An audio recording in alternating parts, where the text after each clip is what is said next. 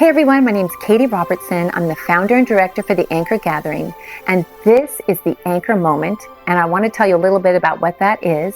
It's a time we get to hear from a guest a little bit about their life, their faith journey, and an anchor moment. And that is a time that someone has had their faith grounded and they've seen Jesus for real in their life. So we are so excited at this time you get to hear firsthand a personal story from one of our guests, and we hope that you'll be encouraged. Hello, Anchor friends. My name is Loren Callahan. I grew up in Seattle and then Kirkland. I attended the University of Washington. I've been married to Drake for 26 years next week, and we have a son, Adam, who's 21. He attends Whitworth in Spokane, and a 17-year-old daughter named Anna, who's a junior at Skyline in Sammamish. I was lucky enough to grow up in a faith-filled family that had been followers of Jesus for many generations. When I was 5, my mom asked my sister and I if we would like to accept Jesus into our hearts, and we both said the prayer in the basement of our Seattle house. I can't say that I was always completely faithful. If you looked at an aerial view of my life, it might look like Loren constantly veering off the track, only to be reeled back in by a great summer camp or a great speaker. I'm so thankful that the Lord always manages to get me back on track. It was at Malibu, after high school and before college, that it really became clear to me. It's only about a relationship with Jesus.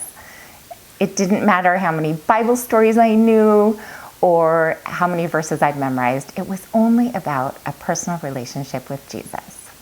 A storm in my life that I would like to share about is my husband's battle with alcoholism.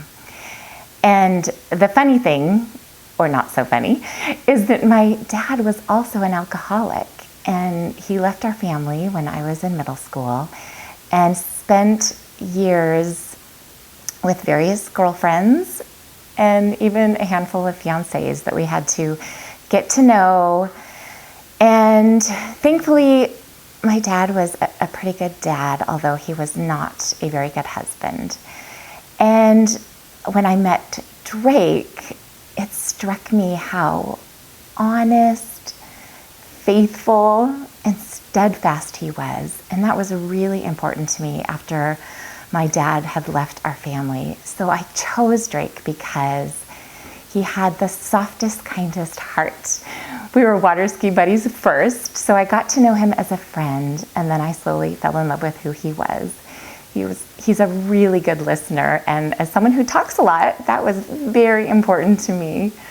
So once we got married, over the next several years, it became clear to me that Drake would drink too much when we were with a certain group of friends, and I didn't like it. And so I slowly started pulling back from that group, thinking that it was their influence on my husband that caused that behavior, only to realize he was perfectly capable of drinking too much on his own. It was not the friend's influence after all.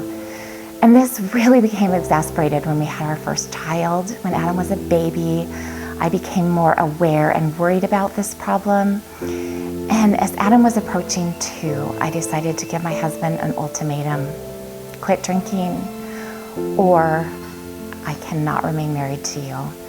So Drake, God bless him, said he would quit drinking, but he was going to do it on his own. Well, we all can probably predict that that didn't work out. And so after that, he did agree to get treatment. And he did that for a while, but it still was a struggle. And he decided that he was perhaps not an alcoholic and would try drinking again. As you can imagine, being married to someone with a drinking problem is so incredibly hard. It feels like an emotional roller coaster.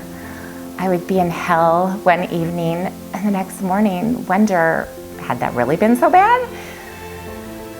It was exhausting. There was one moment, it was a Sunday morning, And I remember being in church singing, "Great is your faithfulness." And I was crying out to God, "Lord, are you faithful? Can I trust you? Can you redeem this dark situation?" The Lord brought me a special friend during this time. And she also had a husband who was an alcoholic, and we began praying daily that our husbands would get sober. I don't think either of us really believed it was possible at that time. One of my favorite verses has always been John 16:33. "I have told you these things so that you might have peace. In this world you will have trouble, but take heart. I have overcome the world."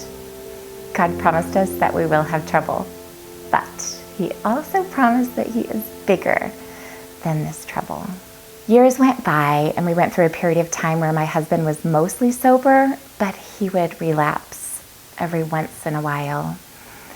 And that was really stressful. I felt like I could sense when the relapse was coming.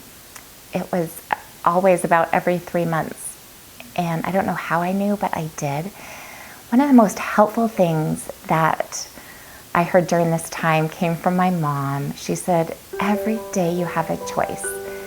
Is my life better with him or without him?" And so every day I could just have peace and make that decision.